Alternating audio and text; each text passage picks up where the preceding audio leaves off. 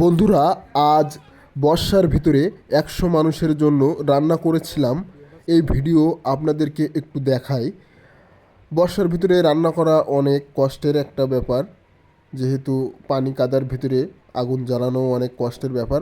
ভিডিওটা আপনাদেরকে দেখাই।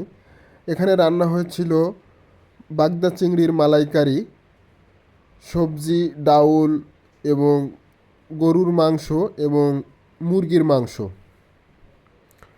তো এই কাদা পানির ভিতরে যে রান্না করেছিলাম আপনাদেরকে একটু একটু দেখাই। দেখেন, এখানে আমার রান্না করার জন্য যে মশলাগুলো লাগবে সবগুলা একটা টেবিল দিয়ে রেখেছিলাম। এটা মুরগির মাংস।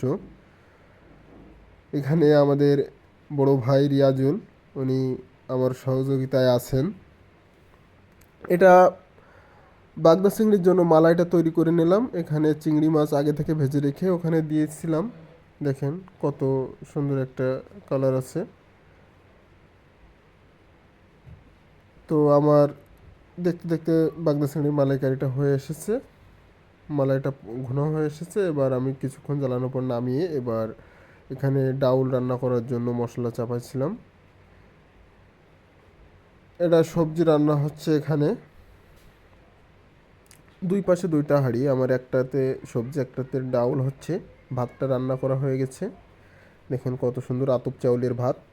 সবজিটাও প্রায় হয়ে এসেছে।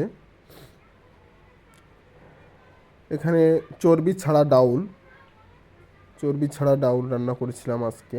দেখেন ডাউলটাও অনেক ঘন হবে। তো আমার সবজি রান্না করা হয়ে গেছে। দেখেন সবজি কত সুন্দর হয়েছে, নরম সবজি। এখানে আমার যে গরুর মাংসটা 20 কেজি গরুর মাংস এখানে রান্না করা হয়ে গেছে।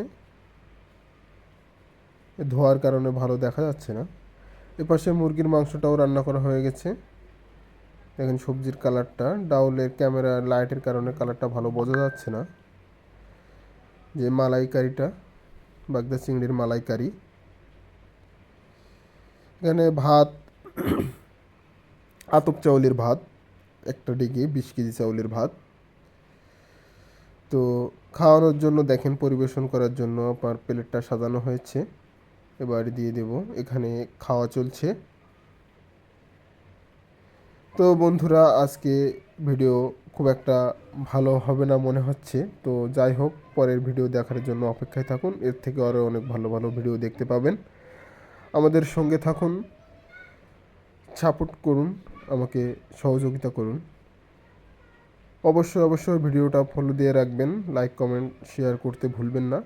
ধন্যবাদ সবাইকে। বন্ধুরা ভালো থাকবেন, সুস্থ থাকবেন, এই প্রত্যাশা করি।